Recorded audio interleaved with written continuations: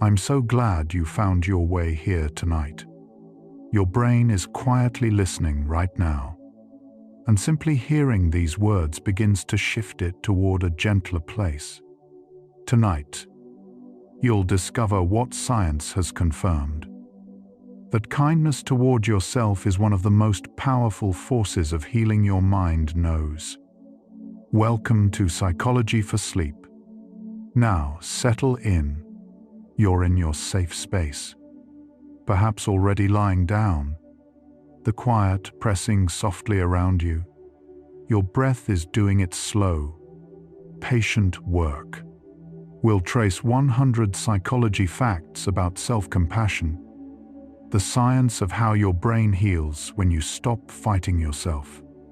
From the neural pathways that soften under kindness, to the biology of the inner critic, to the profound peace that waits when you finally give yourself permission to rest.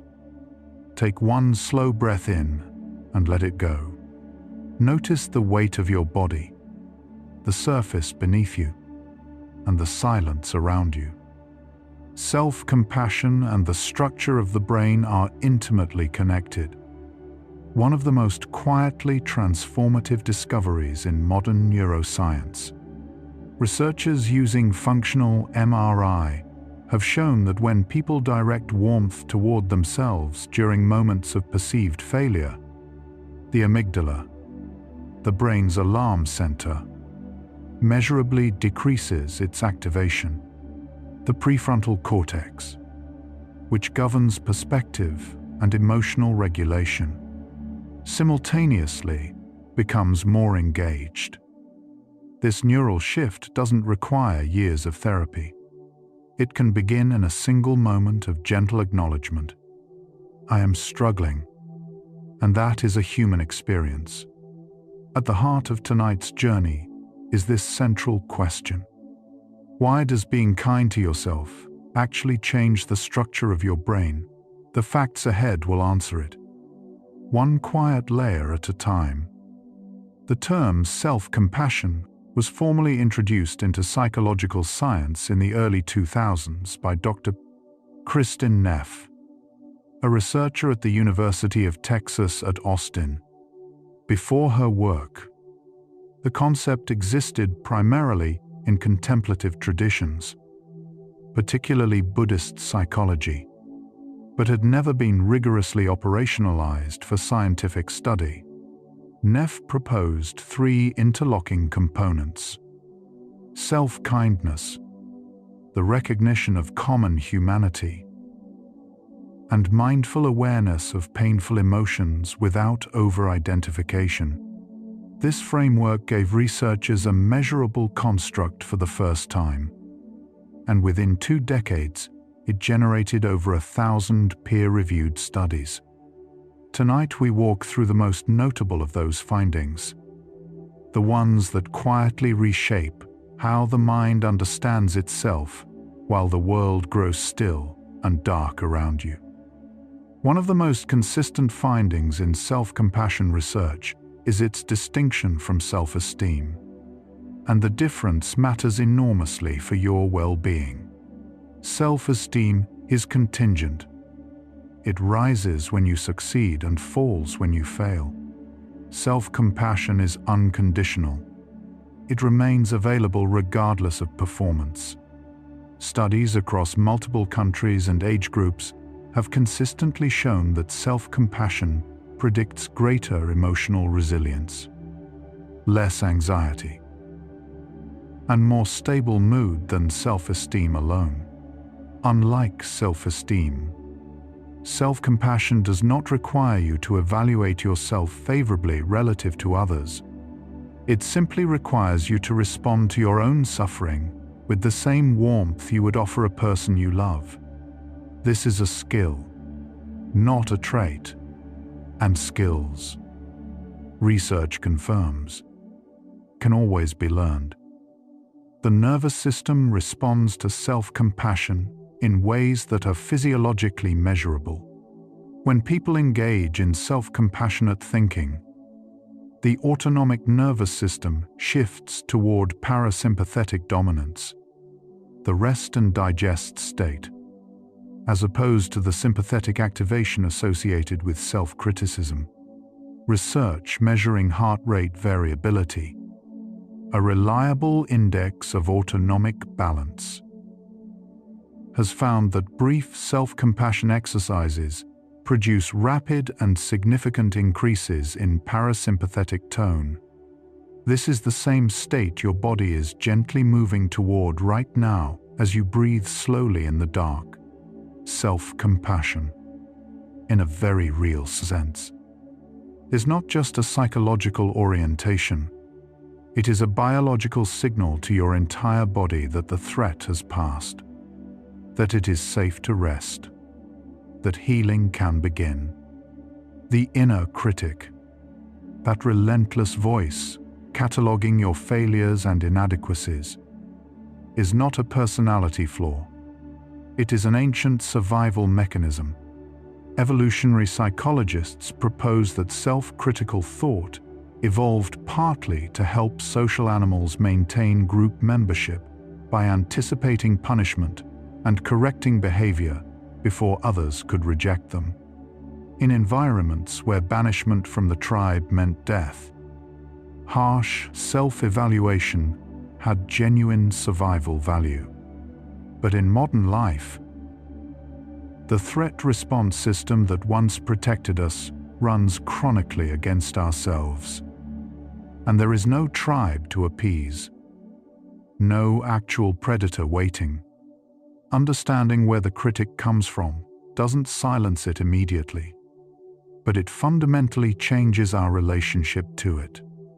It becomes something the brain does, rather than a truth about who we are.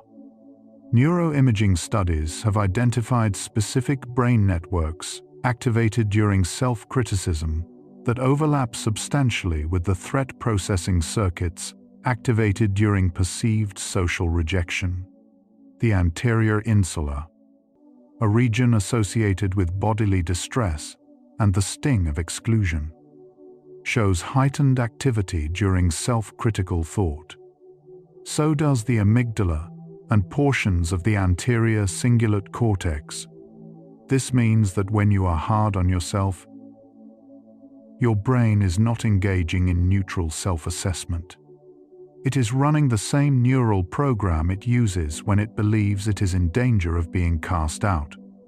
Self-compassion practices have been shown to reduce activation in precisely these regions, replacing threat state processing with something closer to the neural signature of being comforted and held. One of the most replicated findings in self-compassion science is its protective relationship with depression and anxiety. Across dozens of longitudinal and cross-sectional studies, higher self-compassion scores predict significantly lower rates of depressive symptoms, anxiety disorders, and emotional reactivity to stressors. Meta-analyses, analyses that pool results across many studies, have found that self-compassion accounts for meaningful variance in psychological health even after controlling for neuroticism, attachment security, and other established predictors. The relationship appears to be bidirectional. Lower self-compassion increases vulnerability to depression, and depressive episodes further erode self-compassion. But interventions targeting self-compassion directly have been shown to interrupt this cycle, producing measurable improvements even in clinical populations. The oxytocin system may play a meaningful role in how self-compassion heals the brain. Oxytocin, sometimes called the B-bending hormone, are released in response to connection with others and to self-soothing behaviors.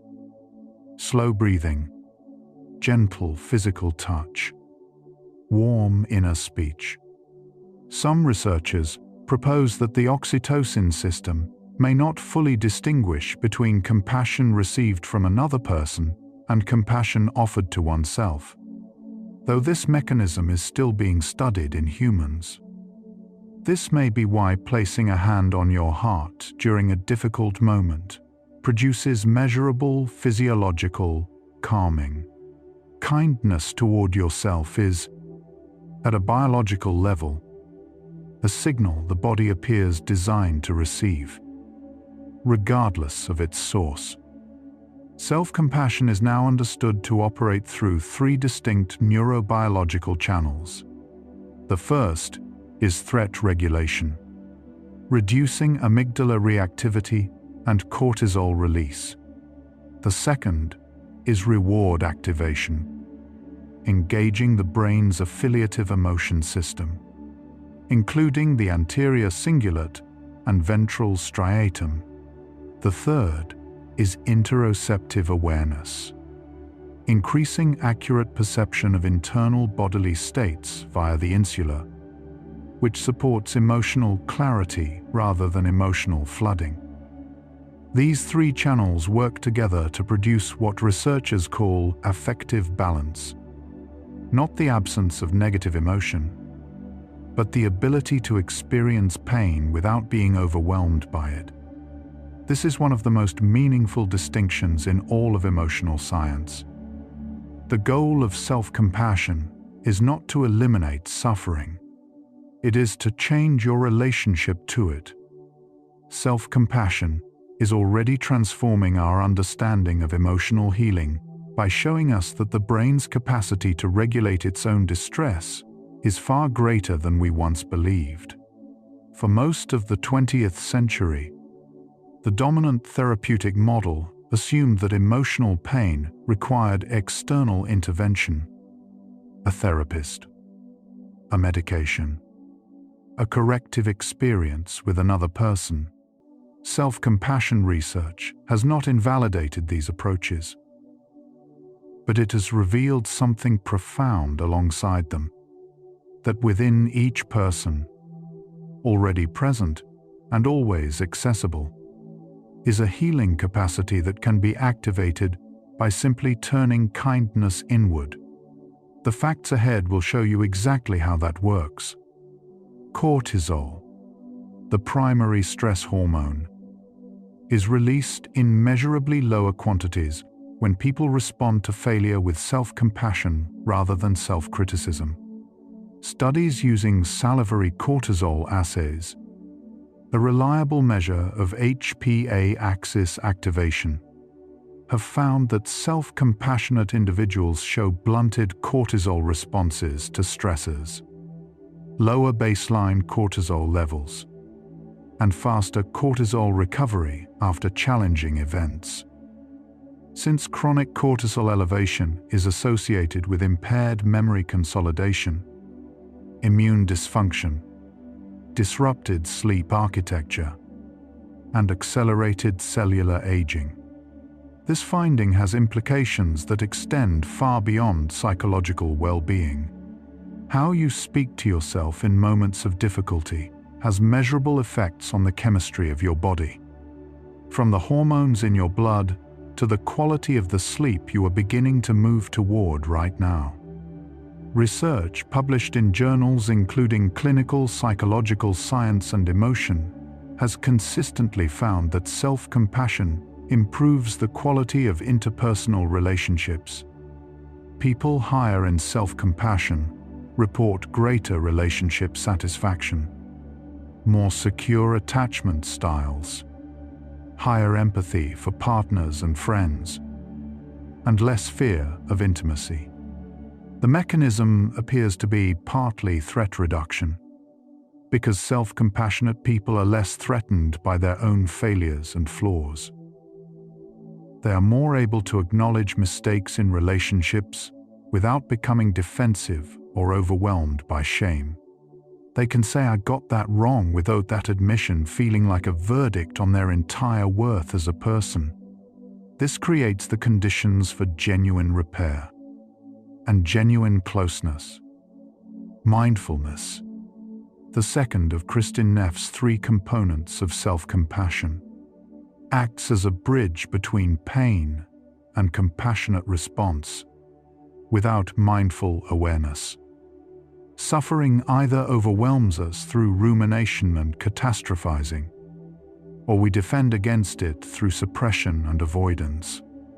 Mindfulness creates what psychologists call a middle path.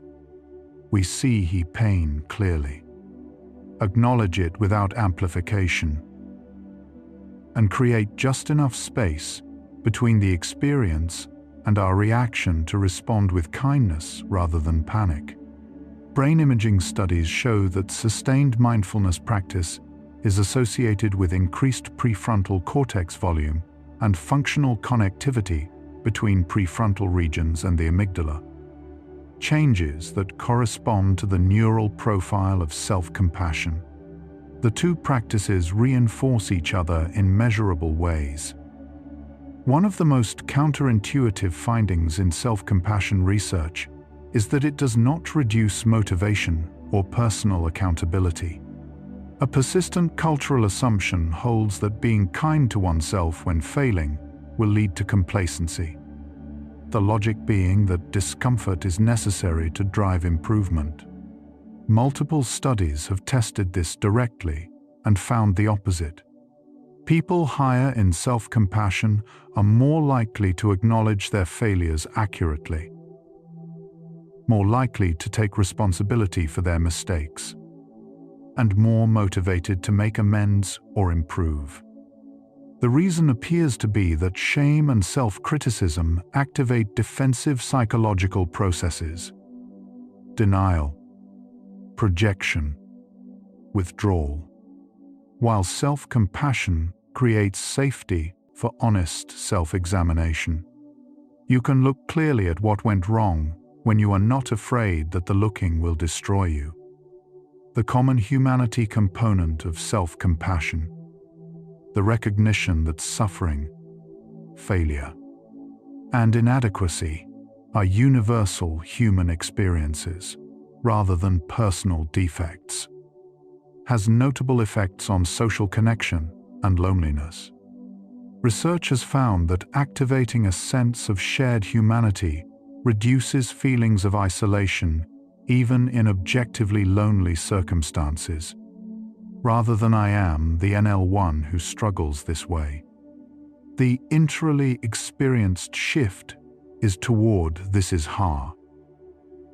And many people know this hardness. This reframe has been found to reduce the intensity of shame, increase willingness to seek support, and improve overall psychological well-being. In the architecture of the brain, the experience of feeling less alone is one of the most potent regulators of the threat system that exists. Sleep and self-compassion are linked in ways that have only recently begun to be studied directly. Research from several independent groups has found that higher self-compassion predicts better sleep quality, shorter sleep onset latency, fewer awakenings, and reduced insomnia severity. The mechanisms are multiple.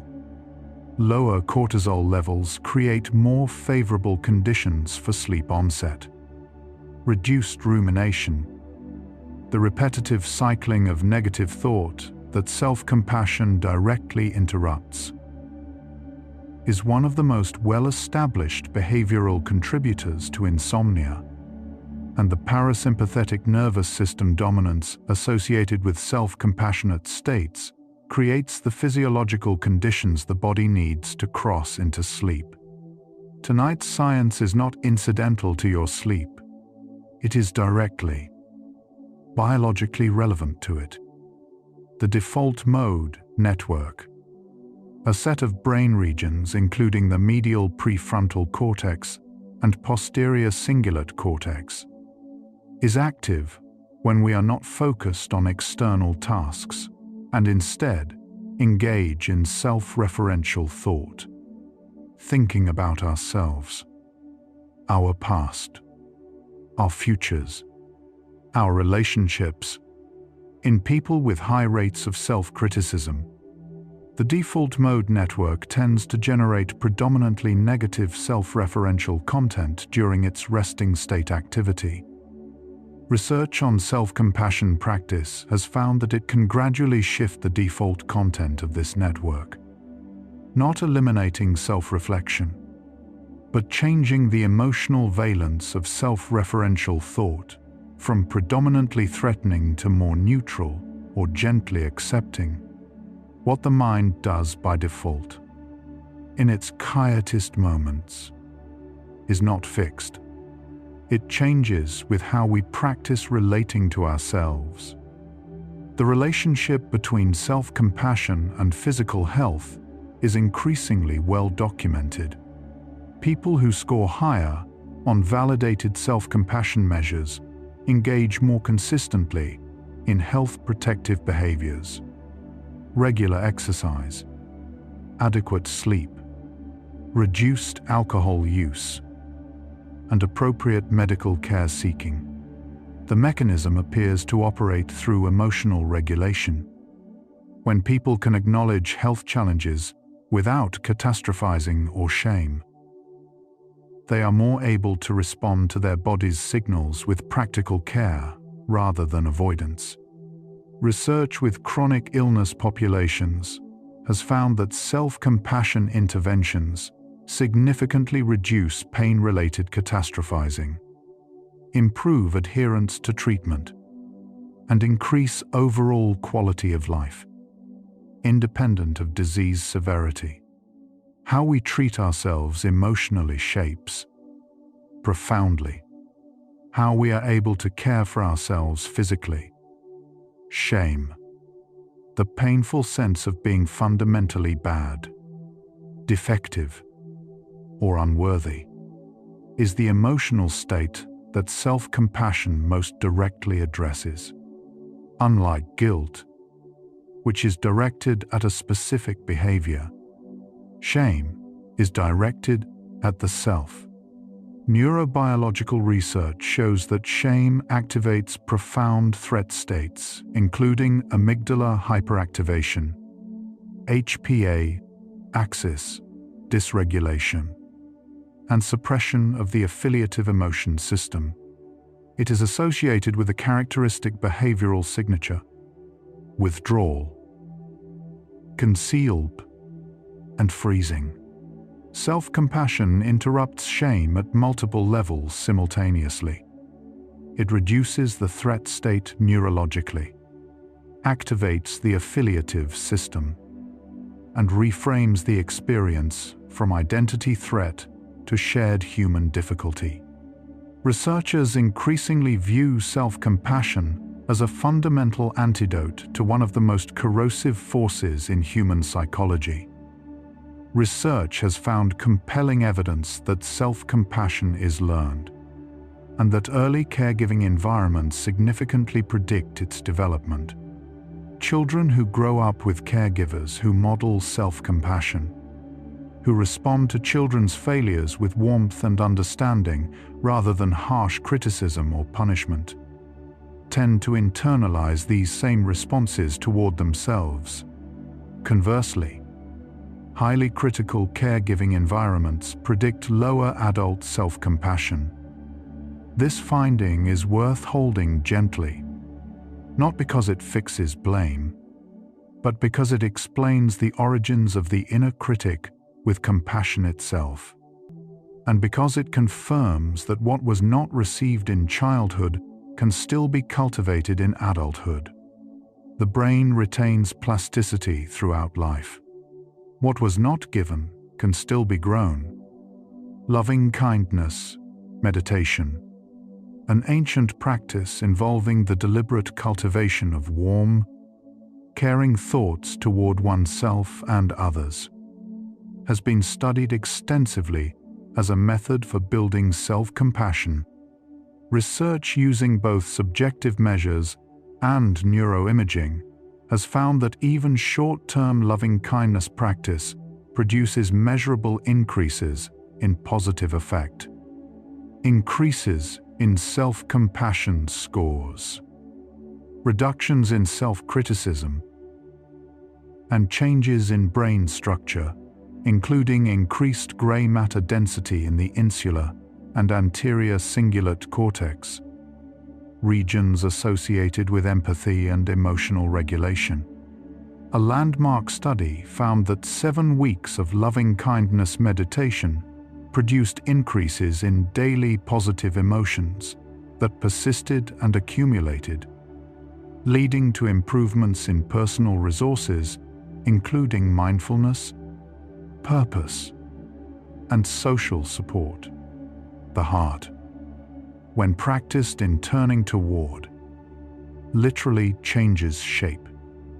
The polyvagal framework.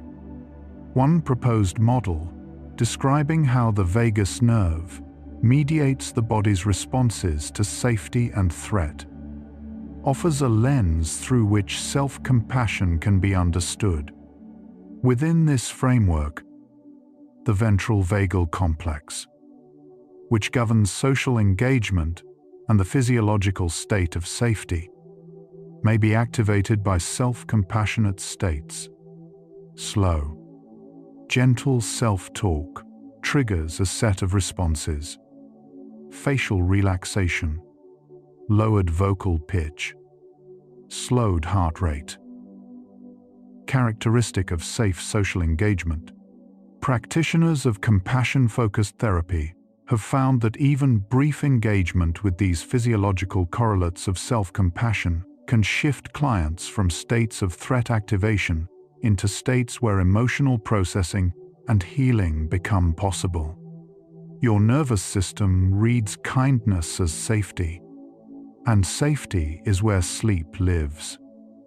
Research on self-compassion in high-performance contexts, elite athletes, surgeons, pilots, has consistently found that self-compassion does not impair performance, and in many cases enhances it.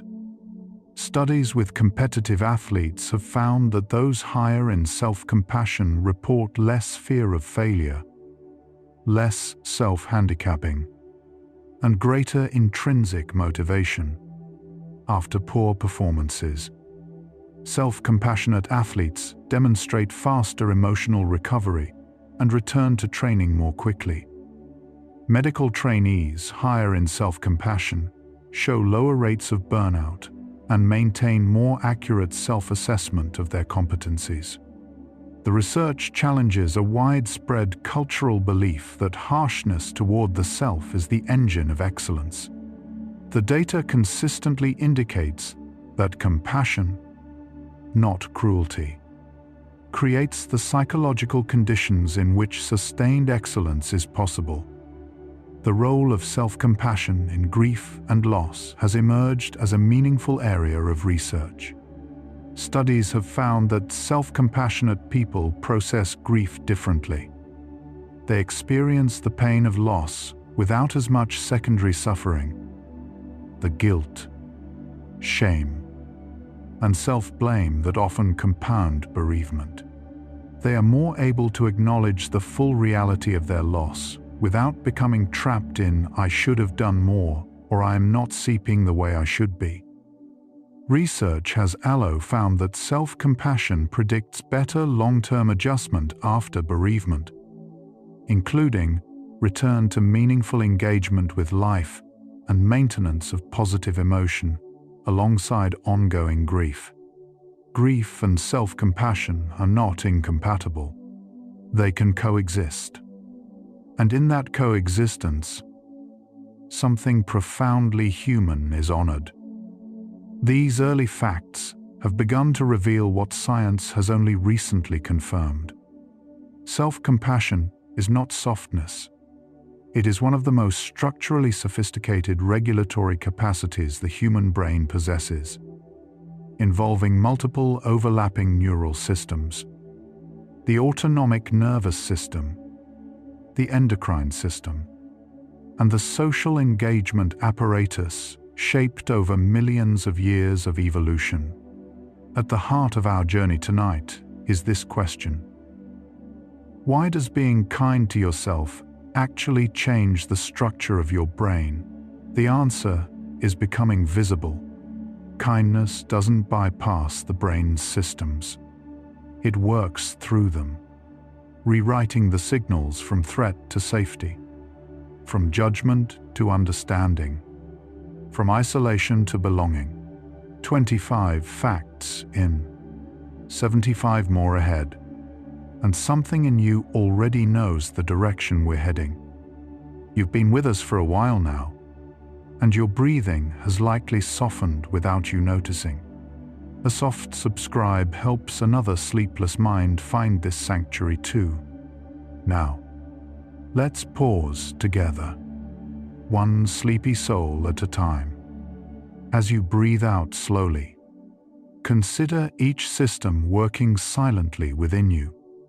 Heart beating, lungs expanding, blood moving through every capillary without a single conscious instruction from you.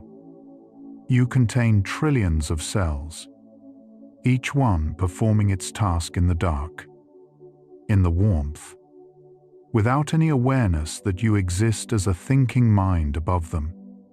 Notice the gentle pressure where your body meets the surface beneath you, the slight weight of your arms, the rise and fall at your chest or your belly.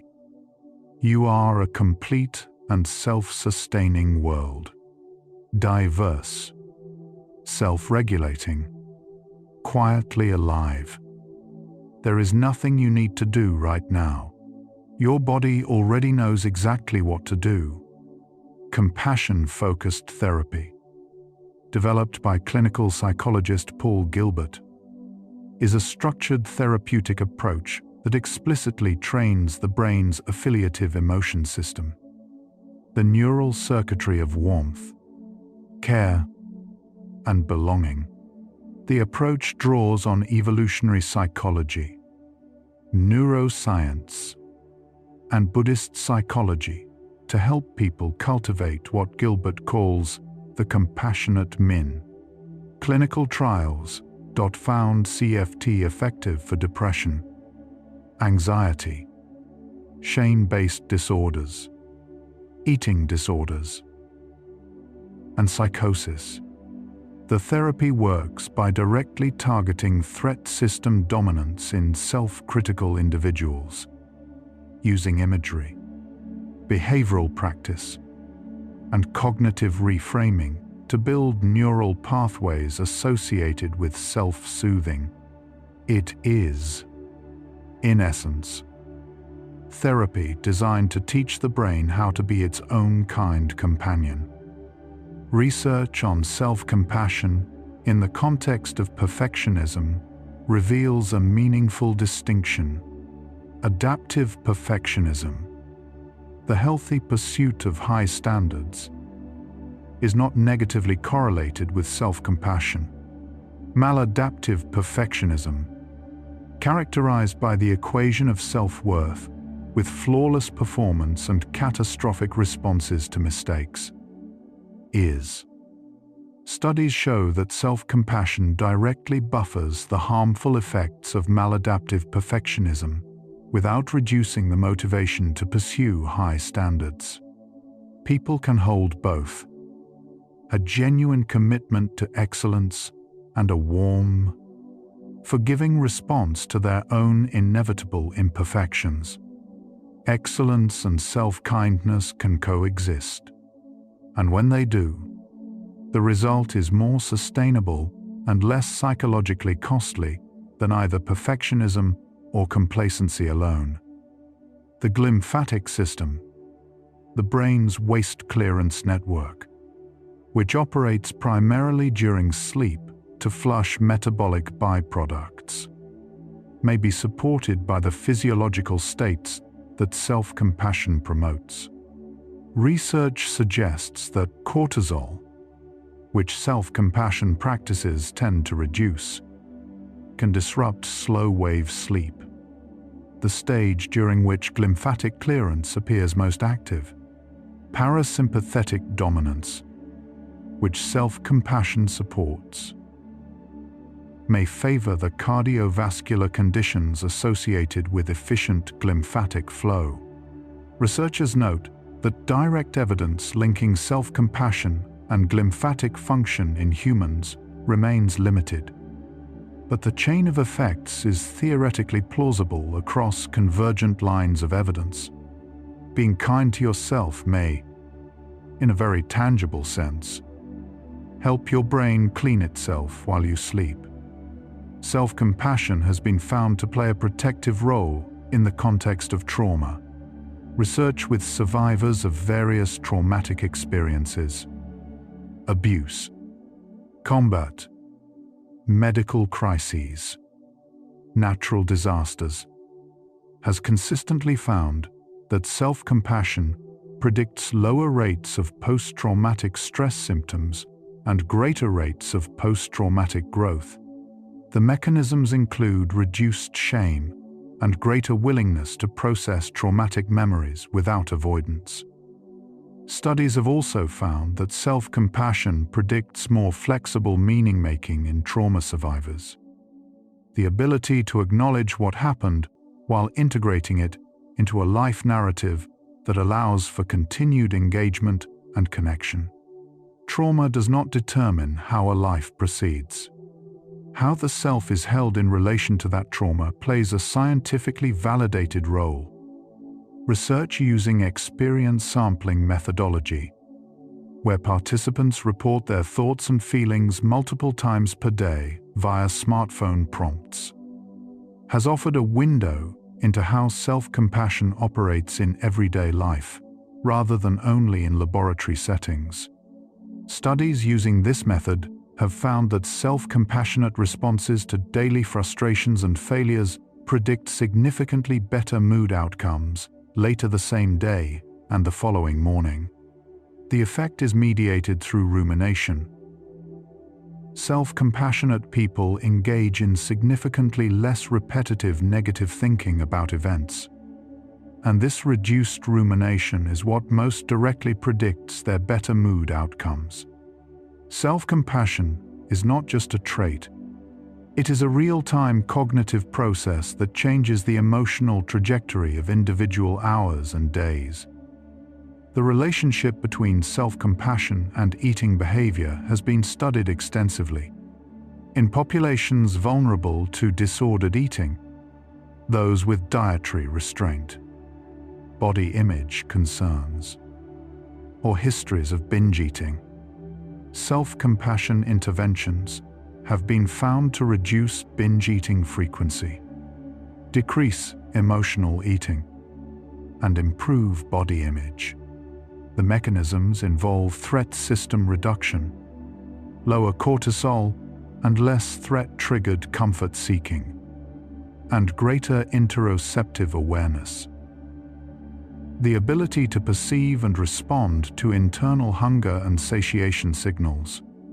Research has also found that self-compassion predicts more sustainable behavior change in health contexts generally, including physical activity and sleep hygiene, because it reduces the shame spiral that often follows imperfect adherence. Neuroscientific research has begun to map the temporal dynamics of self-compassion, not just where it occurs in the brain, but how quickly it works. Studies using EEG and rapid brain imaging paradigms have found that self-compassion-related neural changes can begin to occur within seconds to minutes of engaging in compassionate, self-directed thought. The amygdala deactivation that characterizes the shift away from threat processing is not a slow, effortful process. It can begin in the moment of turning toward oneself with kindness. This is worth noting for self-compassion as a practical tool. Even in the middle of a difficult moment, the neural consequences of a compassionate response begin immediately. Research has explored the relationship between self-compassion and immune function, because cortisol is immunosuppressive when chronically elevated, and because self-compassion reduces cortisol. The prediction that self-compassion supports immune function is theoretically well-grounded. Studies have found that self-compassion is associated with lower inflammatory markers, including interleukin-6 and C-reactive protein, both of which are elevated by chronic psychological stress. Research with caregivers, a population at high risk for both psychological burden and immune dysregulation, has found that self-compassion interventions produce improvements in immune markers alongside psychological ones. The boundary between mind and body has always been more porous than Western medicine assumed. Self-compassion science makes that porosity visible. One of the more notable findings in self-compassion research is that people can develop it relatively quickly through deliberate practice. Studies of brief self-compassion interventions, ranging from a single session to programs of 8 weeks or less, have found significant increases in self-compassion scores alongside decreases in anxiety, depression, and self-criticism. The most studied program is Mindful Self-Compassion, developed by Kristin Neff and Christopher Germer, which delivers its primary effects in an 8-week format.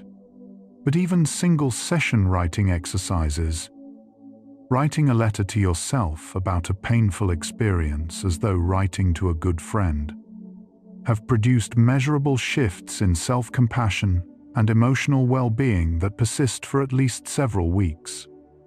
Self-compassion appears to operate through distinct pathways in adolescents compared to adults, with meaningful implications for mental health during this vulnerable developmental period. Research with teenagers has found that self-compassion buffers the intense self-consciousness and identity uncertainty of adolescence, predicting lower rates of depression and anxiety, even in the context of high peer stress and social comparison. Studies have also found that school-based self-compassion programs can meaningfully increase adolescent well-being and reduce bullying, both experiencing it and perpetrating it, by improving emotional regulation and reducing the shame-aggression cycle that underlies much adolescent social cruelty. What begins as kindness toward oneself ripples, consistently and measurably, into kindness toward others. The relationship between self-compassion and creativity has received growing research attention.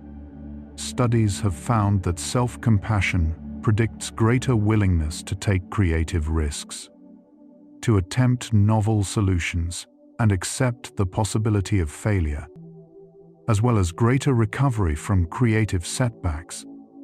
The mechanism appears to involve both reduced threat system activation, which narrows attention and constrains thinking, and increased psychological safety. The belief that mistakes will not be catastrophic. Research in organizational psychology has found that team self-compassion, the collective capacity of a group to respond to setbacks with understanding rather than blame, predicts better team creativity and more sustainable innovation. Kindness, in this domain, as in others, turns out to expand what is possible.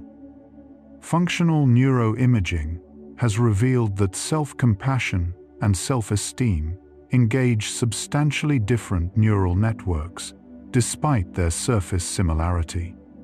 Self-esteem activates reward circuitry associated with social dominance and favorable social comparison. Regions, including the ventral striatum, that respond to winning and being evaluated positively by others. Self-compassion, by contrast, activates the affiliative emotion system, circuitry associated with warmth, care, and connection, including the anterior cingulate cortex and regions involved in empathy. This neural distinction helps explain why self-compassion maintains its benefits, regardless of performance outcomes, while self-esteem fluctuates with social comparison. The brain circuits that care for the self are distinct from those that evaluate it. Research has increasingly examined self-compassion across cultures and found both universal and culturally modulated effects. The three-component structure of self-compassion, self-kindness, common humanity, mindfulness, replicates reliably across Eastern and Western cultural contexts, suggesting a universal neurobiological basis. However, the relationship between self-compassion and other variables shows some cultural variation. In more collectivist cultures, the common humanity component may be more naturally accessible, while self-kindness requires more deliberate cultivation. The psychological benefits of self-compassion, reduced anxiety, depression, and shame, greater resilience and well-being, have been replicated across cultures from Japan to Brazil to the United Kingdom. The healing capacity of turning kindness inward appears to be written into the biology of being human. There is growing evidence that self-compassion changes not only how people respond to their own pain, but how they perceive it. Research on pain neuroscience has found that self-compassion is associated with reduced pain intensity ratings and reduced pain catastrophizing in people with chronic pain conditions. When the brain is in a threat state, as it is during self-criticism, pain signals are amplified. The same nociceptive input is experienced as more intense and more threatening. When the brain is in an affiliative state, as it is during self-compassion, pain modulation systems become more active, and the same input is experienced as less overwhelming. This is a precise description of how the neuroscience of emotion intersects with the neuroscience of pain perception in the architecture of the human brain. This evidence suggests that self-compassion and neural healing are not metaphors for the same thing. They are the same thing. Each fact so far has added a thread to a larger picture: that the brain which practices turning kindness inward is a structurally different brain from the one that practices self-criticism. Different regions are activated, different hormones are released, different patterns of thought become habitual, different emotional trajectories become available. The healing is not imaginary. It is traceable, visible on a scan, measurable in a blood draw, audible in a heartbeat. We are halfway through the first half of tonight's journey.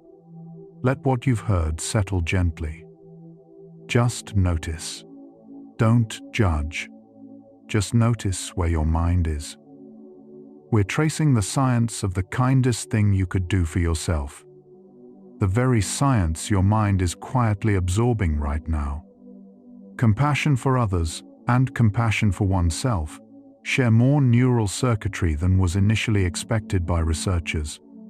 Early models assumed that self-compassion was a separate process, perhaps even in tension with other-directed compassion, as if kindness toward oneself might come at the expense of kindness toward others.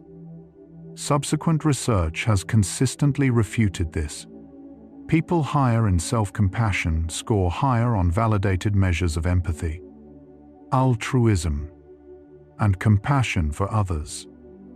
The shared neural substrate involves the insula, the anterior cingulate, and the reward pathways associated with prosocial behavior. The capacity to care for yourself is not a limited resource that depletes when extended to others. It is generative. The more it is practiced in one direction, the more available it becomes in all directions. Sleep quality and self-compassion share a bidirectional relationship that researchers are now beginning to map in detail. Poor sleep reduces the capacity for emotional regulation, making self-critical responses to daily stressors more likely. Increased self-criticism further disrupts sleep by increasing pre-sleep cognitive arousal, the racing, evaluative thoughts that prevent sleep onset. Self-compassion interrupts this cycle at multiple points. By reducing daytime self-criticism, it lowers the emotional burden contributing to pre-sleep arousal. By reducing rumination, it shortens the time between lying down and the quiet mind that allows sleep. And by promoting parasympathetic dominance, it creates the physiological conditions for smooth sleep onset. Tonight, the science you are absorbing is doing some of this work in real time.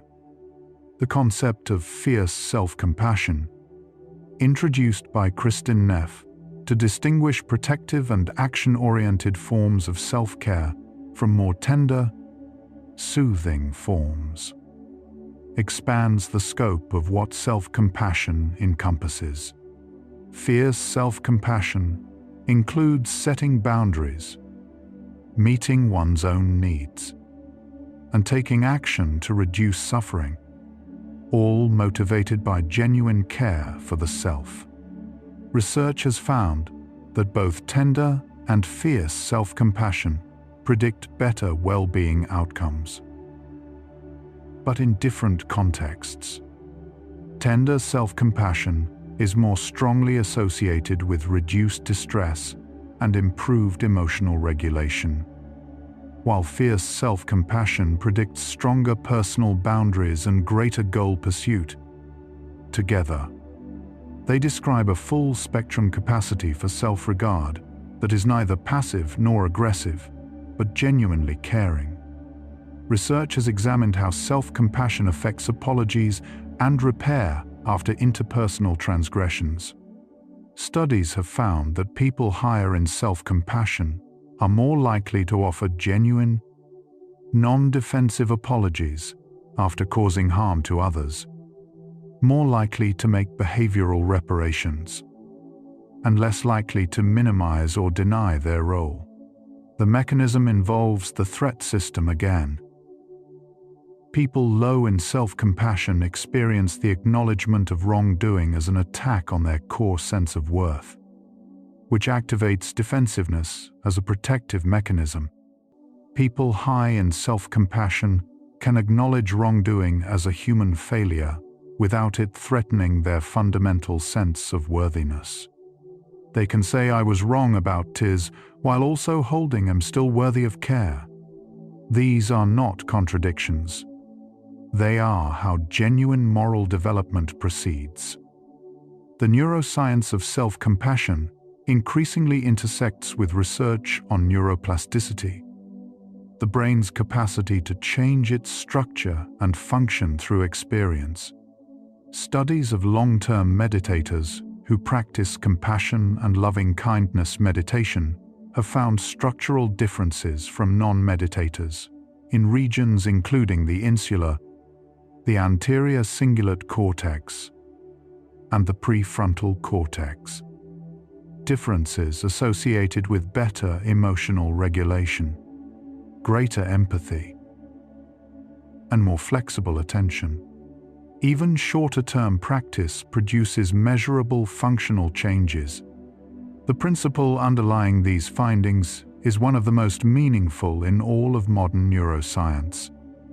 What you repeatedly practice, the brain rewires to do more easily and automatically.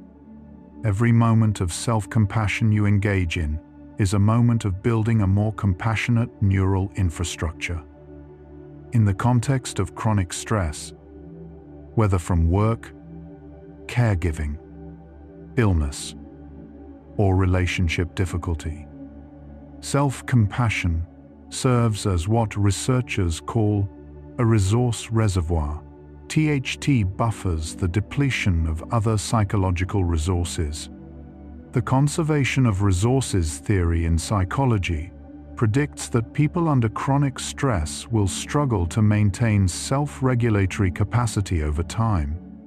Research has found that self-compassion attenuates this depletion. Self-compassionate individuals under chronic stress maintain better emotional regulation, greater cognitive flexibility, and more sustained motivation. The reason appears to be that self-compassion reduces the secondary stress load, the self-critical response to struggling, that compounds the primary stressor. It conserves the resources you need to continue. Research has explored the relationship between self-compassion and forgiveness, both of others and of the self. Self-forgiveness has been found to be closely related to, but meaningfully distinct from, self-compassion. While self-compassion involves responding to suffering with warmth, self-forgiveness involves releasing resentment toward the self for past wrongs.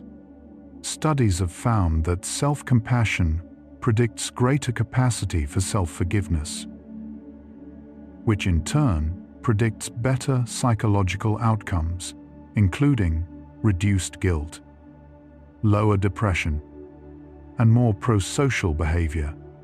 Neither self-compassion nor self-forgiveness requires minimizing or excusing harmful behavior. Both can coexist with clear-eyed acknowledgement of wrongdoing. The healing they offer is not amnesia. It is release from the belief that ongoing self-punishment serves any purpose the pain has not already served.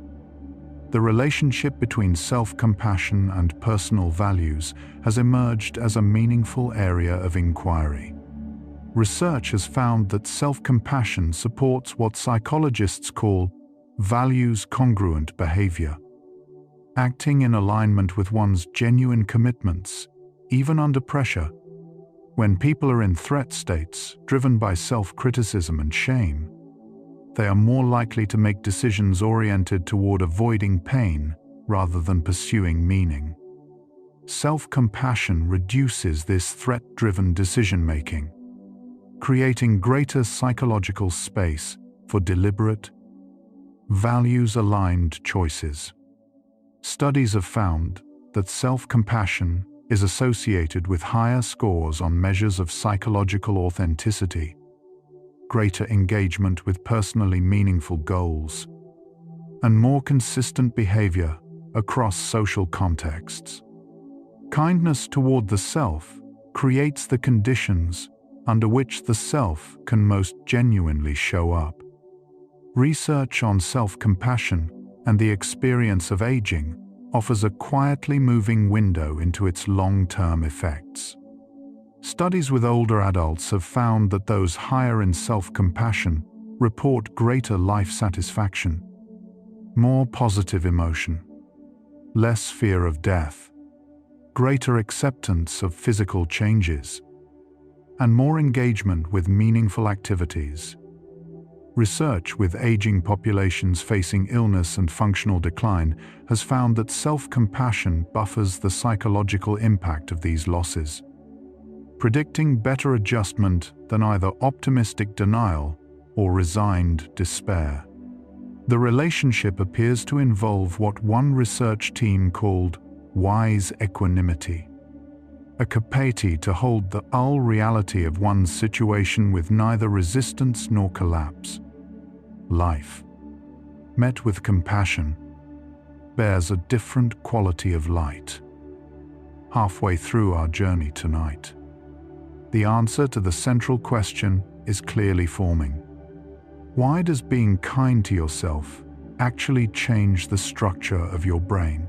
Because the brain is not a fixed computational device. It is a living, experience-dependent organ that physically reorganizes itself around what it repeatedly does.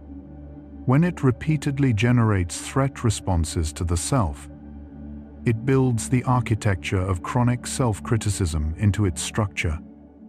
When it repeatedly generates affiliative responses toward the self, warmth, acceptance, common humanity, it builds a different architecture entirely. The pathway you practice becomes the pathway your brain defaults to. The inner voice you rehearse becomes the inner voice you inhabit. You have more say in what it sounds like than you may have ever been told.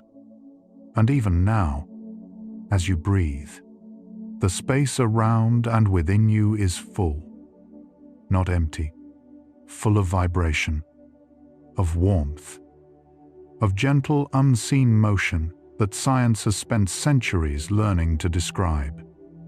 The space inside your body is never truly still. Electrons orbit their nuclei.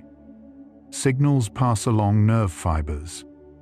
A constant, quiet hum of activity that requires nothing from your conscious mind. Imagine yourself floating, held gently, not falling, but resting in the fullness of this moment. The space inside you is not absence. It is presence.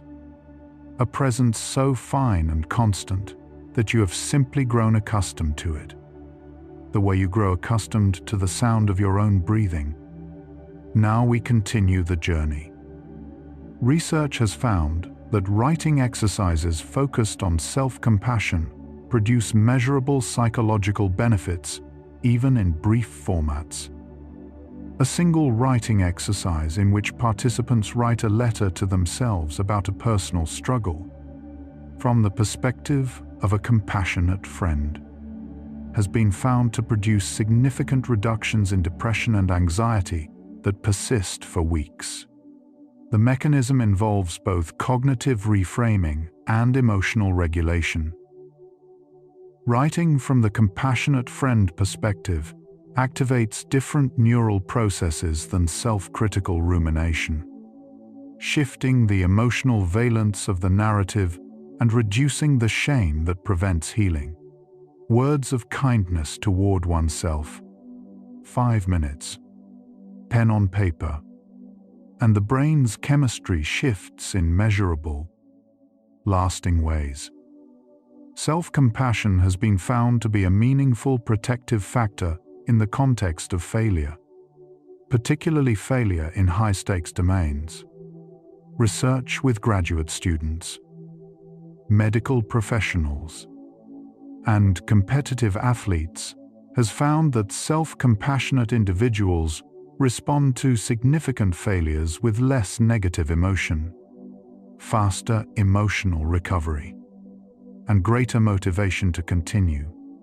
In one widely cited study, students who failed an exam and received a self-compassion exercise reported significantly less distress and studied significantly more for the subsequent exam than control students.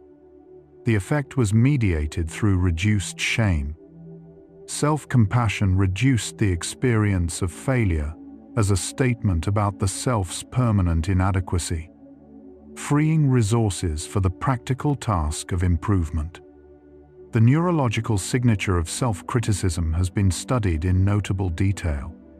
When individuals engage in self-critical thought, researchers observe simultaneous activation of the lateral prefrontal cortex, associated with self-monitoring and negative evaluation, and the insula, associated with felt bodily distress. This combination produces the characteristic felt quality of self-criticism, not abstract disapproval, but a deeply embodied, physically unpleasant experience. The reason self-criticism feels so bad is because it activates neural circuits built to process physical threat and social pain. It is not just a thought pattern. It is a whole body event. And the pathway out is not through more thinking. It is through the physiological signals of safety that self-compassion generates. Compassion practices have been found to increase what researchers call decentering, the capacity to observe OE's thoughts and feelings as passing mental events rather than as defining realities. This metacognitive capacity is considered foundational to psychological health. People who can observe I am having the thought that I am worthless rather than believing I am worthless have access to a fundamental different relationship with their own cognition. Self-compassion supports decentering by reducing the threat loading of negative self-relevant thoughts. When a thought is less threatening, it is easier to observe rather than fuse with.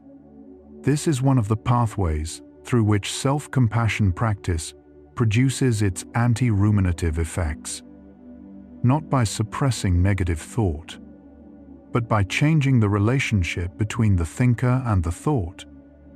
Research has explored how self-compassion operates during the specific experience of social exclusion, being left out, rejected, or ignored.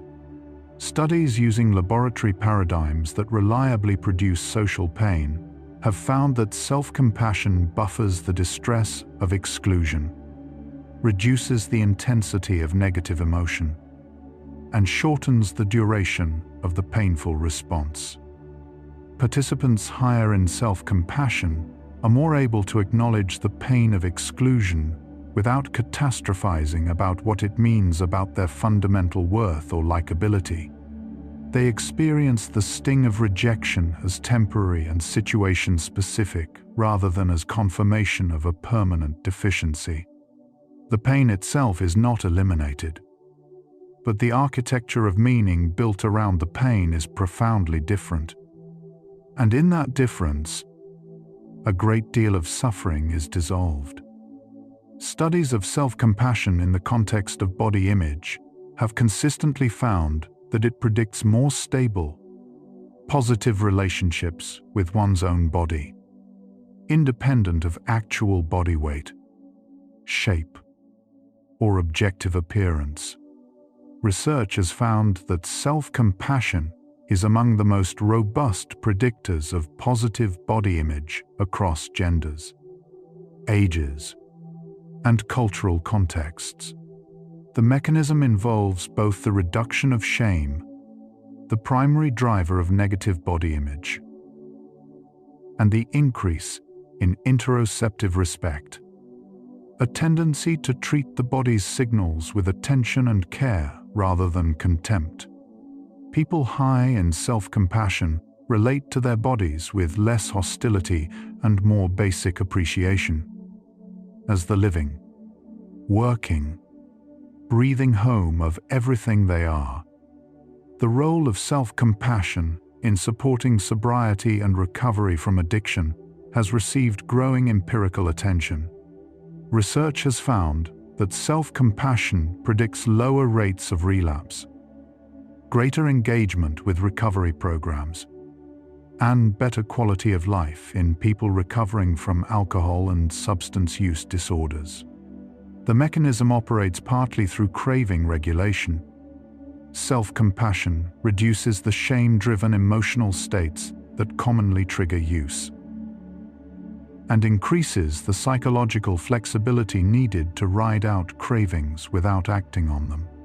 Research has also found that self-compassion reduces what addiction specialists call abstinence violation effect, the catastrophic interpretation of a lapse that often precedes full relapse. Treating a slip with compassion rather than condemnation turns out to be one of the most practical things a person in recovery can do. Research has begun to examine how self-compassion affects the experience of disappointment, the specific emotion arising when outcomes fall short of expectations. Studies have found that self-compassionate people experience disappointment differently. They acknowledge the gap between expectation and reality without the secondary spiral of self-blame that typically amplifies disappointment into depression. They can hold both. This did not go as I hoped, and I'm still worthy of care and belloning simultaneously. Neurologically, the involves the integration of the prefrontal cortex, which holds the realistic appraisal of the situation, with the affiliative emotion system, which provides the cushion of self-regard, disappointment, processed through self-compassion, tends to pass at the natural speed of emotion rather than cycling indefinitely through rumination.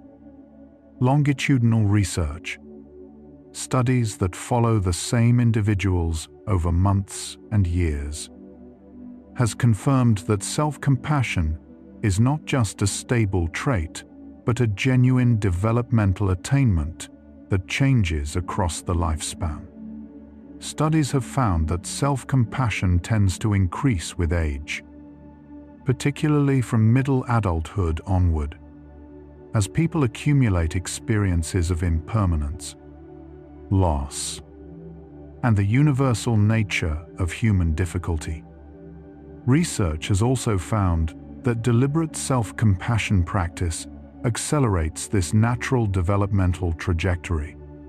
People who engage in regular practice show the self-compassion profiles typically associated with much older individuals. You do not need to wait for decades of living to learn the lesson that life eventually teaches most people. You can choose to begin the learning tonight. Research has found that self-compassion has a particularly notable protective effect during periods of significant life transition. Beginning college, starting a new job, becoming a parent, navigating divorce, retiring. These transitions are characterized by heightened self-evaluation and identity uncertainty, conditions that activate the threat system and self-critical cognition.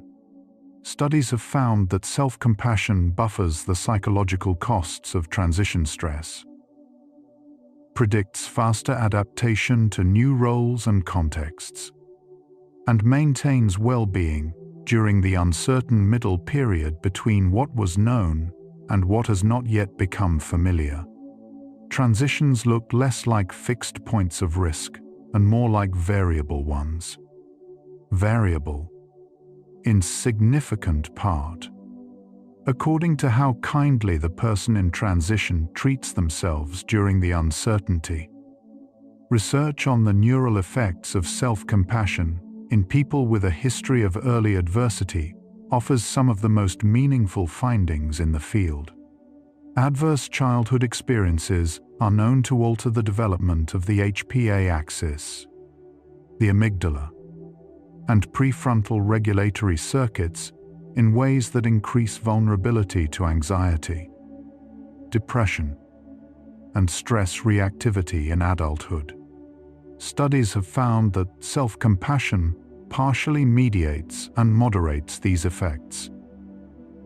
Higher self-compassion is associated with better outcomes even in the presence of adverse childhood history.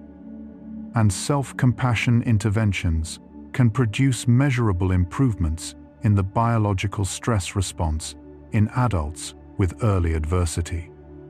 The brain shaped by painful early environments can be reshaped by deliberate, compassionate practice in adulthood. The past is not revoked, but it is no longer the only voice. The relationship between self-compassion and romantic love has been studied in detail, with findings that challenge some popular intuitions. Research has found that self-compassionate individuals are not less passionately engaged in romantic relationships. What differs is how they manage the inherent vulnerability of love. They are more able to accept the risk of loss without defensive emotional withdrawal, more able to acknowledge their own contributions to conflict without collapsing into shame, and more able to offer genuine support to partners during their partner's difficulties. The security self-compassion provides is not the absence of feeling. It is a stable enough ground beneath the feeling that the feeling can be fully inhabited. You can love more fully when you are not afraid. Your own imperfections will make you unworthy of being loved in return. Research has examined the relationship between self-compassion and cognitive flexibility. The capacity to shift attention, consider multiple perspectives, and update beliefs in response to new information. Studies have found that higher self-compassion predicts greater cognitive flexibility, particularly in the context of negative self-relevant information. People higher in self-compassion show less perseveration, the tendency to get stuck in one mode of thinking, and more fluent generation of alternative perspectives when confronted with challenging situations. The mechanism is likely threat system mediated. When the implications of information are less threatening to the self, the prefrontal cortex is freer to engage its full flexible, perspective-taking capacities rather than narrowing attention in a threat response posture.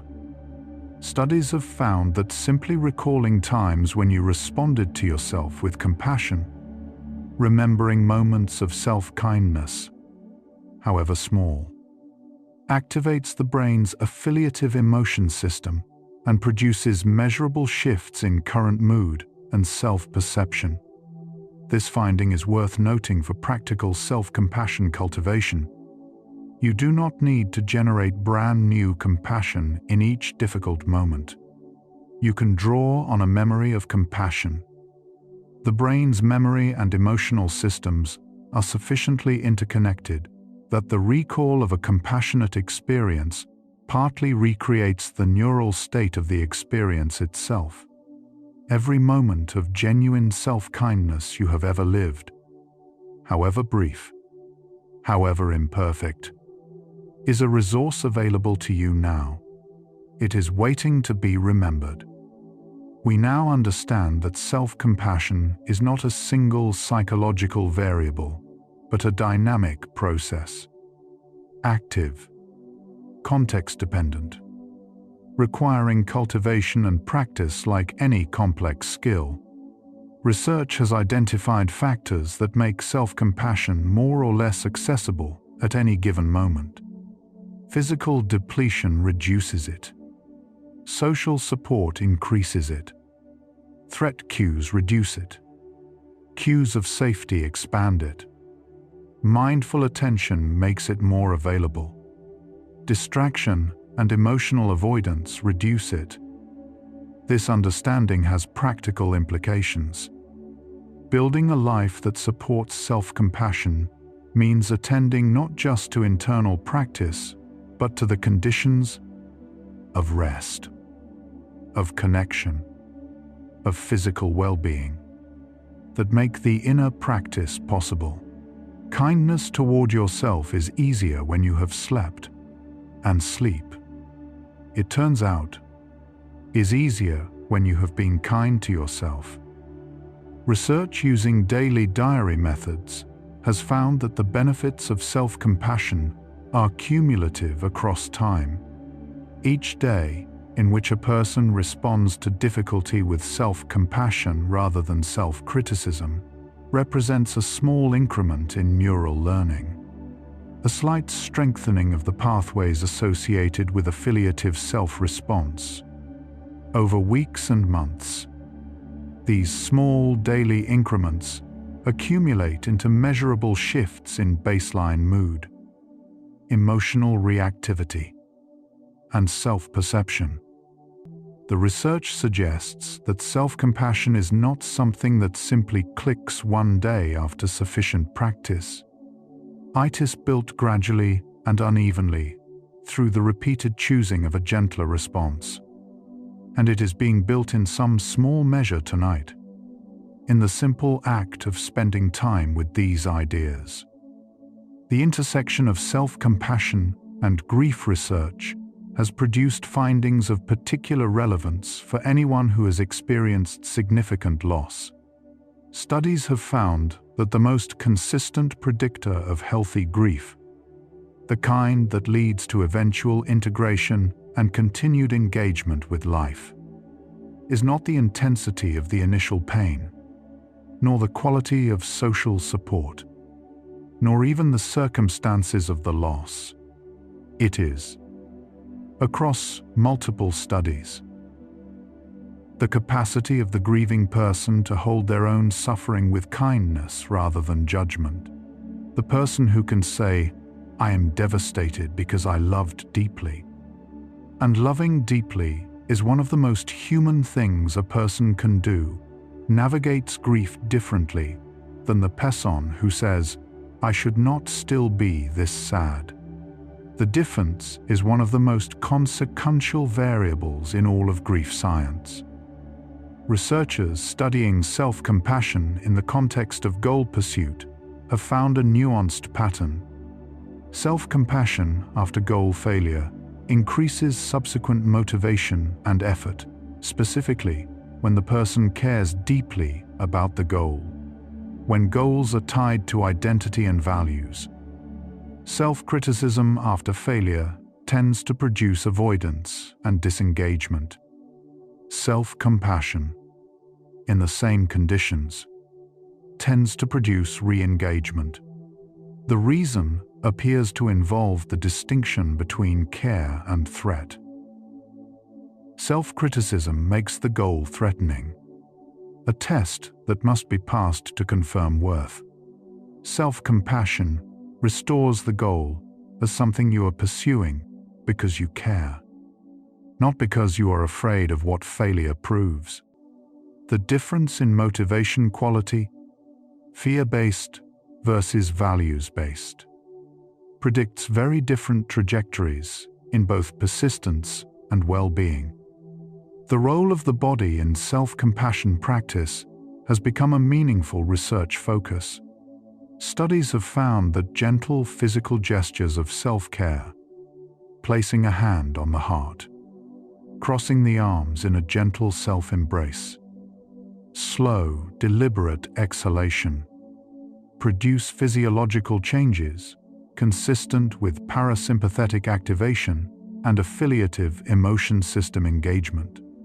Even in the absence of any verbal or cognitive self-compassion content, the body appears to have its own channels for receiving the signal of self-care. Channels that do not require the thinking mind to participate. When words feel hollow or inaccessible, a hand on the chest, a slow breath, a gentle posture can begin the physiological shift towards self-compassion before the mind has caught up. Research has examined how self-compassion affects decision-making under uncertainty, a condition that describes much of everyday life. Studies have found that self-compassionate individuals make better quality decisions under uncertainty, partly because they are less motivated to reach premature closure, to grasp for a definite answer in order to escape the discomfort of not knowing. They can tolerate ambiguity for longer, consider more information, and remain open to revising their conclusions. The mechanism involves threat system regulation. Uncertainty is inherently somewhat threatening, and when the threat system is already activated by self-critical cognition, the additional uncertainty of an ambiguous situation can produce decision-making that prioritizes relief over accuracy.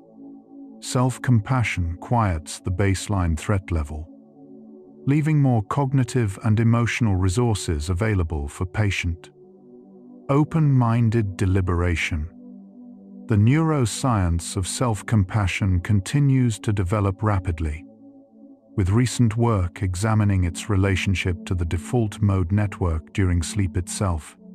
Preliminary research suggests that individuals higher in self-compassion may show different patterns of default mode network activity during REM sleep, the stage associated with emotional memory consolidation.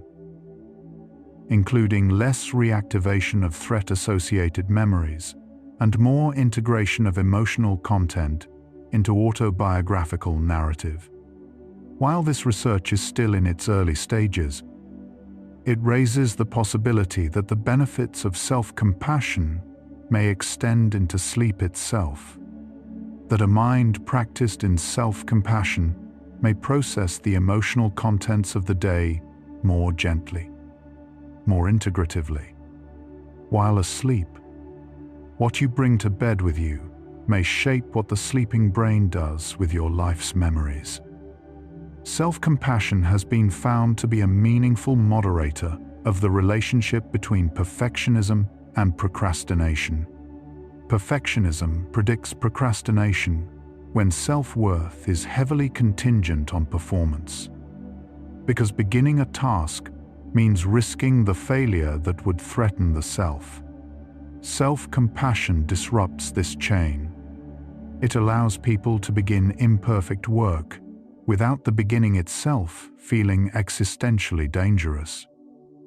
Research has found that self-compassion is among the most effective interventions for chronic procrastination, more effective than time management training or motivational exercises alone.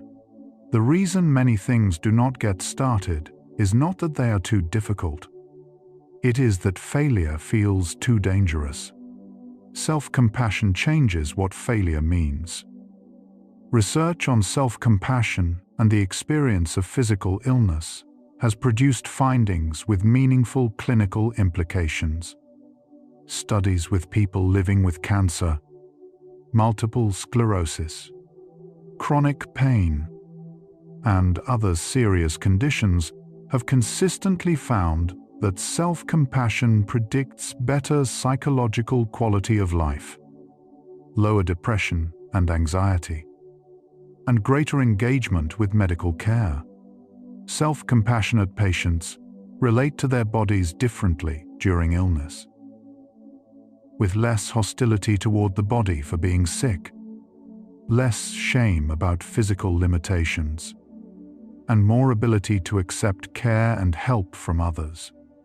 The shame and self-blame that often accompany illness are not merely psychologically painful, they interfere, in measurable ways, with the practical demands of managing health effectively. The concept of the self-compassion break, a brief, structured practice developed by Kirsten Neff involving 3 steps: acknowledging suffering, recognizing its universality, and offering oneself kindness, has been validated across multiple studies as an effective micro-intervention for emotional regulation in everyday life. Even 30 seconds of engaging these 3 steps in the middle of a difficult moment produces measurable reductions in distress and improvements in emotional well-being. The practice is simple enough to be remembered and used in real time. This is a moment of difficulty. Difficulty is part of being human. May I be kind to myself right now? Simple words. Ancient wisdom. Modern neuroscience. Confirming what contemplative traditions have always known. Self-compassion has taught us that our assumptions about strength have been subtly upside down. For most of human cultural history, strength has been implicitly defined as the capacity to endure without flinching, to proceed without comfort, to expect nothing gentle from the self. Self-compassion research does not dispute the value of endurance, but it reveals something the data could not be argued with: that the brain healed under kindness functions at a higher level than the brain held under siege by its own criticism. The strength that comes from self-compassion is quieter than the strength that comes from self-criticism, but it lasts longer, sustains more, and costs less. Tonight's big idea is now fully visible. Real healing begins when you stop fighting yourself. Compassion does not soften the mind. It clarifies it. You might be feeling tired now. That's perfectly fine. Breathe slowly. Feel the cycles. Your breath moves in and out. Your heart beats and rests and beats again.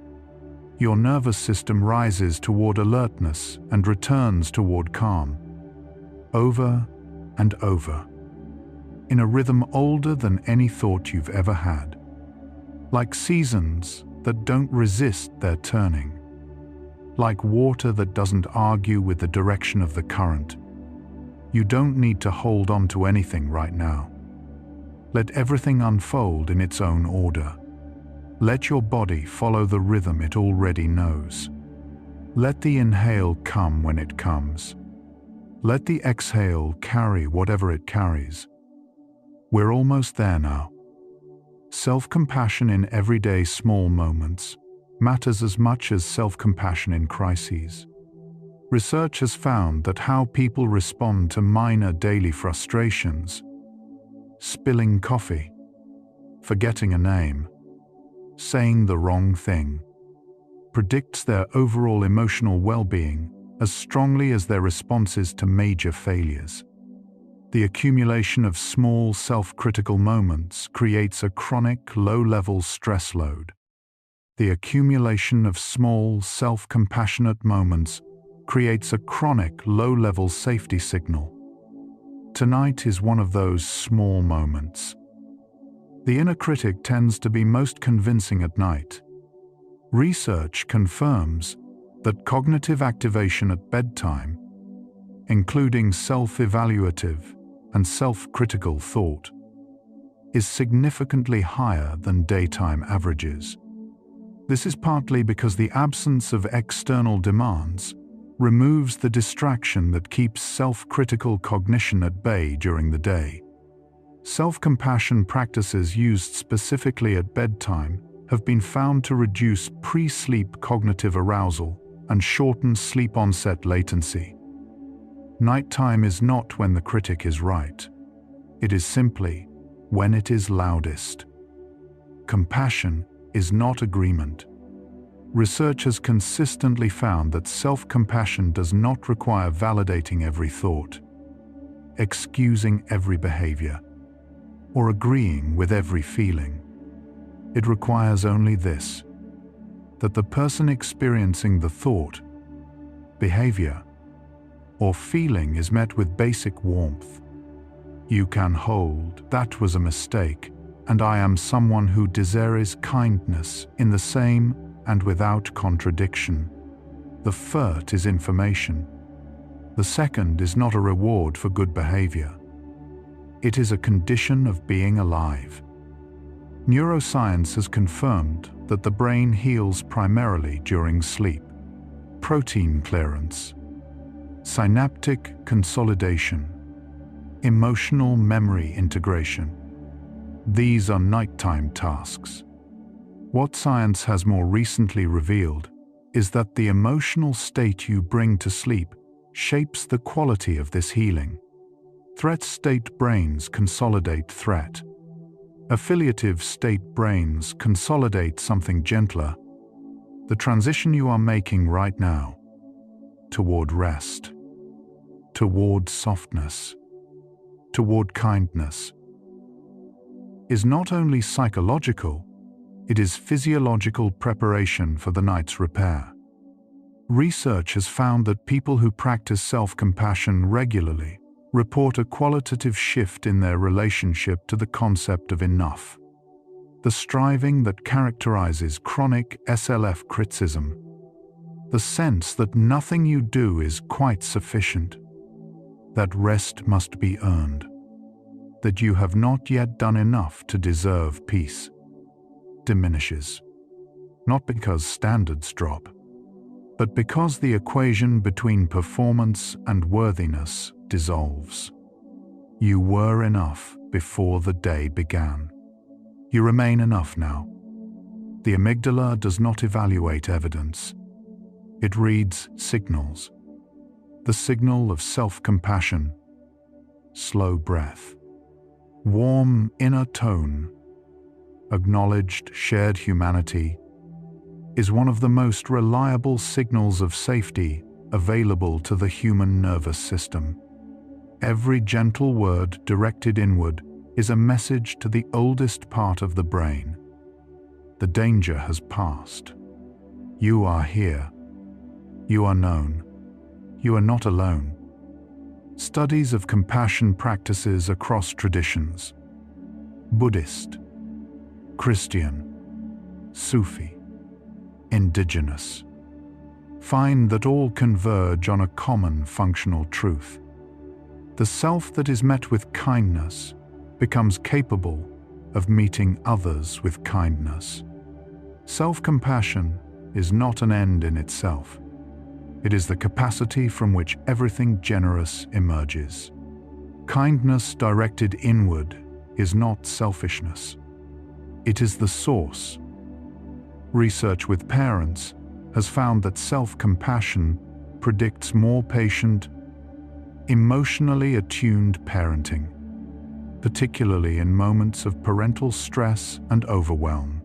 Parents who can respond to their own distress with compassion rather than self-criticism have more emotional resources available for their children. The inner life of a parent shapes the emotional climate of a home.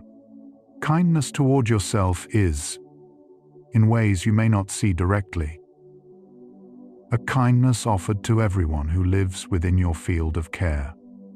The quality of sleep you are moving toward tonight is a physiological state that requires the nervous system to release the vigilance it has held during the day. Self-compassion is one of the fastest known ways to signal that release. The breathing slows. The muscles soften. The eyes, behind their lids, go still.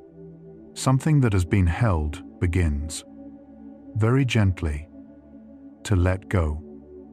Research has found that self-compassion increases what psychologists call psychological flexibility, the capacity to move toward what matters, even in the presence of discomfort. Life will continue to bring difficulty. Self-compassion does not promise otherwise. What it offers is the capacity to continue moving, gently and with care, through difficulty rather than around it. The path is not easier. The traveler is better supported. The science of healing confirms that the mind which has learned to hold itself with compassion does not merely feel better. It functions differently, more fluidly, with greater access to creativity, to memory, to genuine connection. Self-compassion does not make you soft in the ways that weakness means. It makes you soft in the ways that water is soft, capable of moving around obstacles, of finding the way through, of nourishing everything it touches. Research has found that even a single sentence of genuine self-compassion, offered in a moment of genuine difficulty, can measurably shift the trajectory of the emotional response. Not because the difficulty is resolved, but because the relationship between the person and the difficulty changes. This is hard, and I am here with myself in it. These odds are not magic. They are neuroscience. Body carries the history of how it has been held. Studies of embodied cognition have found that posture, breathing, facial expression, and muscle tension all both reflect and influence emotional state, including self-compassion. The body that has been practiced in gentleness carries that practice in its tissues. The slow breath, the unclenched jaw, the warmth across the chest. These are not preparations for compassion. They are compassion, already in motion. Research has found that the most common barrier to self-compassion is not indifference, but fear. Fear that compassion toward the self will lead to complacency. to softness, to losing the drive that has sustained achievement. This fear, the data shows consistently, is unfounded. What chronic self-criticism sustains is not drive, it is exhaustion. What self-compassion sustains is something more durable. Motivation rooted in care rather than in fear of not being enough. Could the inner critic be quieted permanently, the research says? Not permanently, and not the goal. The goal is not silence, but relationship. A critic heard with compassion rather than obedience. A harsh inner voice met with the same gentleness you would offer a frightened friend. Acknowledged. Not argued with. Not dismissed, but held.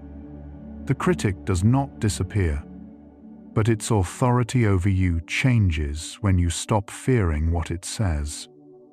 Studies have found that gratitude and self-compassion are synergistically related, each practice reinforcing the neural conditions for the other. Gratitude shifts attention towards sufficiency and connection. Self-compassion shifts the emotional response to imperfection toward warmth. Together, they describe a mind that can be honestly present with what is difficult and genuinely appreciative of what is good. Simultaneously, without contradiction. This is not naive positivity. It is a precisely calibrated relationship with reality. The research on self-compassion and sleep has found one effect that bears particular mention tonight. Self-compassion reduces what researchers call pre-sleep cognitive arousal, the tendency for the mind to become active and evaluative as the body grows still. The brain that practices compassion toward itself has less unfinished business to review, less evidence to weigh against its own adequacy, less jury deliberating in the dark. It can, more readily, simply rest. Across more than 20 years of research, one finding has remained among the most robust in all of self-compassion science. The relationship between self-compassion and the sense of being deeply, fundamentally okay. Not happy in any simple sense. Not free of struggle or grief or failure or fear, but okay at the deepest level. The level at which the self meets itself and finds, with practice and with time, a quality of acceptance that does not depend on circumstances. This okayness is not achieved. It is recognized. The night does not ask anything of you. It only asks that you stop doing long enough to let the body do what it knows. Every cell in your body is oriented right now toward rest and repair. Your brain is beginning the slow work of consolidation. Your muscles are releasing the tension of the day. Your breath is growing deeper without effort. You do not need to help. You only need to allow. Researchers found that people who report the most consistent self-compassion describe it not as a feeling of warmth they summon, but as a quality of presence. A way of being with themselves that does not require a particular emotional state to activate. It is available in grief, in failure, in numbness, in exhaustion. It does not need you to feel good in order to arrive. It arrives when you simply turn toward yourself with the intention of care. The intention is the beginning of the neural event. The most consistent finding in all of self-compassion research, across cultures, ages, genders, and methodologies, is this: the way you relate to yourself when you are suffering determines, more than almost any other variable, how much you suffer and how quickly you recover. not the severity of the difficulty, not the quality of external support. The relationship between you and your own pain. You have more power in this relationship than you may have been taught. Science has mapped what compassion does to the brain in extraordinary detail, and what it finds, consistently, is that the brain bathed in compassion is not a weaker brain. It is a more integrated one. Prefrontal and limbic working together, rather than one suppressing the other. Threat and care in genuine conversation.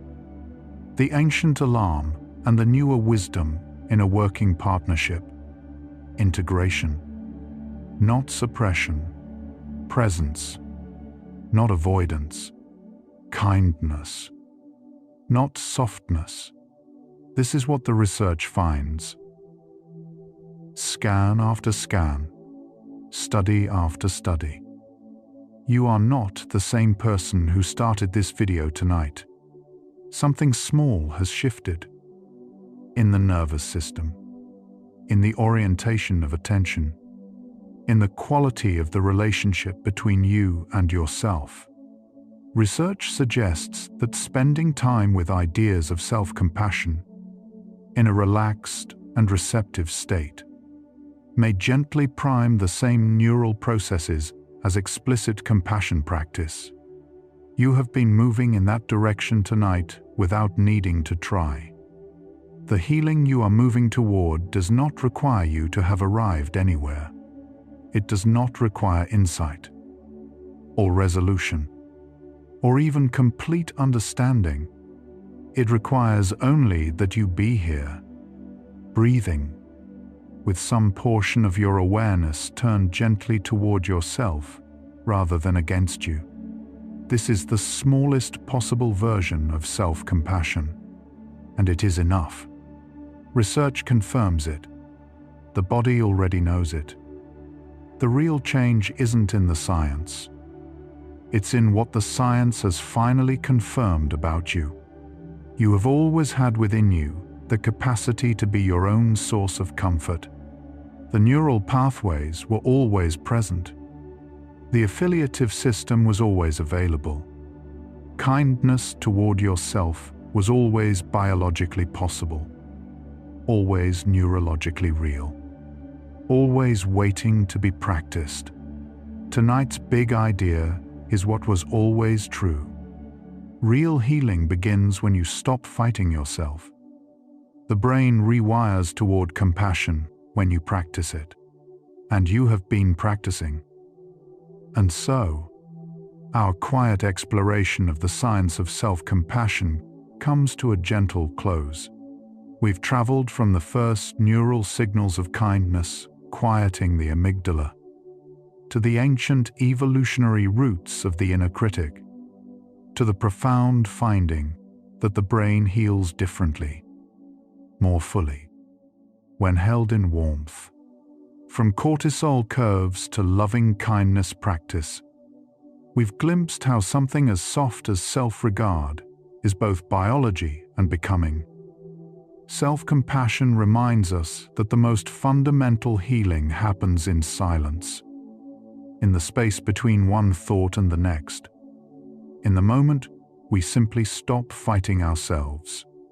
It reveals patience with the self as the quiet engine of everything that endures.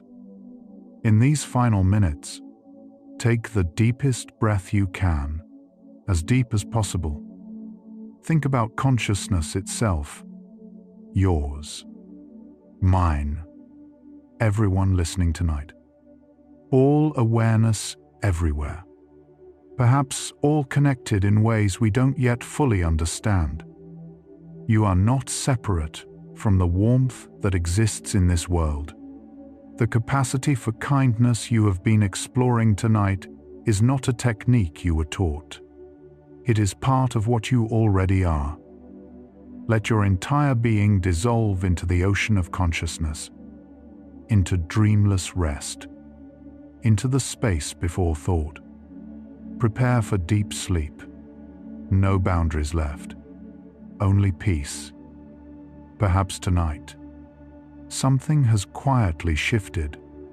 A gentle like or subscribe helps another exhausted mind find this resting place. A mind that needs exactly what you found tonight. One quiet tap, one sleepy soul at a time. But there's no need to do anything now. Nothing at all. You've traveled far tonight. Farther than most journeys take you. You can allow these thoughts of self-compassion to fade now, like a lantern being gently set down in the dark, leaving only the soft, steady warmth behind. Let your breathing deepen. Let your body feel heavier, as if the ground beneath you is drawing you into itself with quiet, patient gravity. If sleep comes, let it carry you like a slow tide, smoothly, inevitably, into a realm where time and weight no longer matter. If your eyes are still open, the next video is waiting for you, ready to continue the journey. But if they're closed, stay there. Stay in the darkness that feels safe and warm. Tomorrow, the science of kindness will still be there. The neural pathways of compassion will still be open. But tonight belongs to stillness. Rest well, dear one. And remember, the kindness you practiced tonight was always already yours. Good night.